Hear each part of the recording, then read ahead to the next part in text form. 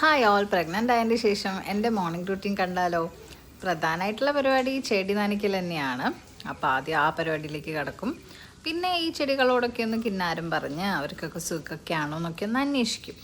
ഇതെൻ്റെ ഹസ്ബൻഡ് വാങ്ങിയതാണ്.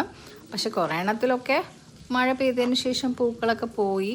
പക്ഷെ ഒരാൾ മാത്രം എപ്പോഴും പൂവിട്ട് അടിപൊളിയായി നിൽക്കുന്നുണ്ട് കേട്ടോ. അതിനുശേഷം പിന്നെ ഞാൻ ഇരുന്നിട്ട് കുറച്ച് കളയൊക്കെ പറിക്കും.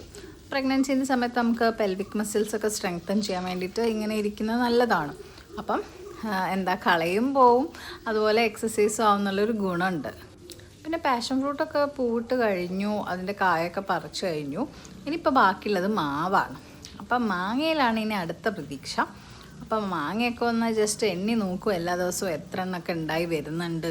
ഇതൊക്കെ രാവിലത്തെ പരിപാടിയാണ്. പിന്നെ തുളസി പറിച്ചു. അമ്പലത്തിലേക്ക് ചേച്ചി ചോദിക്കാറുണ്ട് എപ്പോഴും തുളസി, അപ്പോൾ ചേച്ചിക്ക് കൊണ്ടു കൊടുക്കാൻ വേണ്ടിയിട്ടാണ്. പിന്നെ അമ്മ കുഴിച്ചിട്ട മുളക് മൂത്തോ പഴുത്തോ എന്നൊക്കെ ഒന്ന് ചെക്ക് ചെയ്യും.